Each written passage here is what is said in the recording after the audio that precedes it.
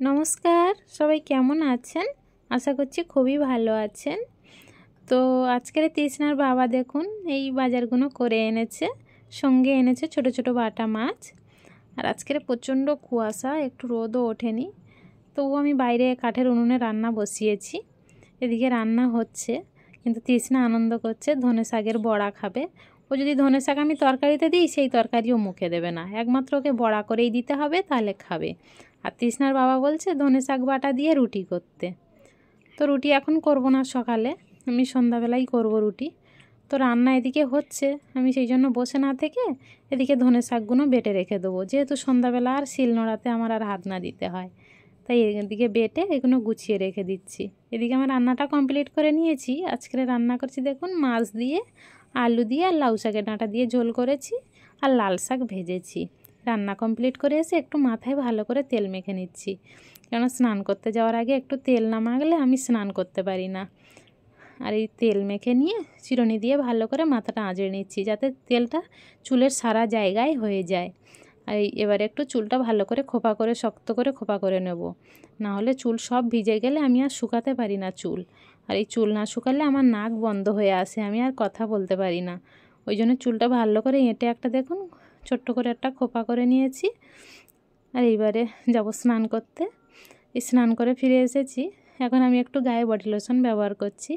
শীতকালে যদি গায়ে কিছু না মাখা হয়, গাটা খুব টান টান লাগে আর সাদা সাদা হয়ে যায়, পাগলের মতো হয়ে যায় গা। আর তৃষ্ণা আর আমি বডি লোশনটা মুখে, গায়ে, হাতে পায়ে সব জায়গায় ব্যবহার করি। তো এই বডি লোশনটা এমন কিছু দাম নেয়নি, আমার দাম নিয়েছে 100 টাকা।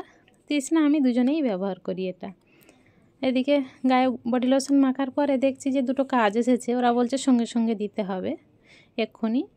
তাই ওদের কাজগুলো ছেড়ে দিচ্ছি, একটা নাইটি আর একজন দিয়েছে একটা ব্লাউজ। তাই কাজগুলো ছেড়ে দিয়ে আমি একটু যাব জামা কাপড়গুলো গুছিয়ে নেব। কালকেরে মামার বাড়ি থেকে এসেছি, তাই একটাও জামা কাপড় আমার গুছানো হয়নি, ওইভাবে কেচে পড়ে রয়েছে। শাড়িটাও পরেছিল, তাই আমি একটু আয়রন করে নিচ্ছি। জানেন, আমি যখন বিয়ে হয়ে শ্বশুরবাড়িতে আসি কিছুই করতে পারতাম না। একটা আলমারিতে কিভাবে শাড়ি গুছিয়ে রাখতে হয় সেটাও জানি না, আলনায় কিভাবে জামা কাপড় গুছিয়ে রাখতে হয় সেটাও জানি না। হ্যাঁ, মশারিটা কীভাবে সুন্দর করে তুলতে হয় সেটাও জানতাম না। বড়দি ভাই সব কিছু আমার হাতে ধরে ধরে শিখিয়েছে। আজকের এই আয়রনটাও আমাকে হাতে ধরিয়ে শিখিয়েছে।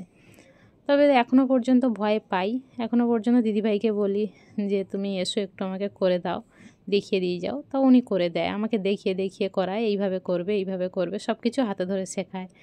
তো তবুও আজকের আমি এই সিল্কের শাড়িটা আয়রন করছি, তো তাই জন্য আমার খুব ভয় লাগছে। তাই একবার আয়রনের প্লাগটা খুলছি, আবার ফের লাগাচ্ছি, কেননা যখন হিট হয়ে যাচ্ছে আমার খুব ভয় লাগছে যদি পুড়ে যায় সিল্কের শাড়ি। তো আমার আয়রন দেখলে হয়তো আপনারা হাসবেন, আমি এইভাবেই আয়রন করি, যেহেতু নতুন শিখছি তো ভয় তো হবেই যে কোনো কাজে। এইভাবে আমি ছোট্ট ছোট্ট করে এইবার ভাঁজ করে নেব শাড়িটা, নিয়ে আবার এই দুটো ভাঁজের গায়ে আবার একটু আয়রন টেনে দেব, দিয়ে পিছনটা একটু টেনে দেব, দিয়ে এইটা আমার কমপ্লিট হয়ে গেল। তারপর তৃষ্ণার বাবার একটু শার্ট রয়েছে, শার্টটা একটু আয়রন করে নিচ্ছি। তৃষ্ণার বাবা বারে বারে বলে গিয়েছে যে শার্টটা আয়রন করে তুলে রেখো, নাহলে ইঁদুরে কেটে দেবে। আমি সব দিকে কাজ করতে গিয়ে ভুলে যাই, আর রাত্রে বাড়িতে আসলেই আমার বকা দেয়। আর এদিকে আমি সকালে সেই ধনে শাক বেটে রেখেছিলাম, তাই দিয়ে আটা মেখে নিচ্ছি। তো এটা আমার জীবনের ফার্স্ট টাইম যে আমি ধনে শাক বাটা দিয়ে রুটি করছি। জানি না কেমন হবে, তো কেমন হবে না হবে সেটা আপনারাই দেখতে পাবেন। চলুন, ফুলবে কি না বলতে পারছি না, তবে খেতেও কেমন হবে তাও জানি না। খারাপ হলে তো আমার বাড়িতে খুব ঝামেলার সৃষ্টি হয়ে যাবে। তো না, দেখছি যে রুটিগুলো ভালো ফুলছে, দেখুন কত সুন্দর। কিন্তু রুটিগুলো সাদা সাদা হয়নি, যেহেতু ধনে শাক বাটা দেওয়া রয়েছে, একটু একটু সবুজ সবুজ হয়েছে, কিন্তু রুটিগুলো ফুলেছে সুন্দর। আর এদিকে রুটিগুলো করে নিয়ে আমি একটু ঝেড়ে নিয়ে টিফিন কৌটোয় রেখে দেবো। অন্যান্য দিন রুটি করে আমি ধুয়ে রাখি, আজকে রাত ধুইব না, যদি তৃষ্ণার বাবা রাত্রে ধুইতে বলে তাহলে তখনই ধুইব। আর এদিকে তৃষ্ণার কাকিয়া এসেছে, ও খেয়ে বলছে খুব সুন্দর হয়েছে রুটিগুলো।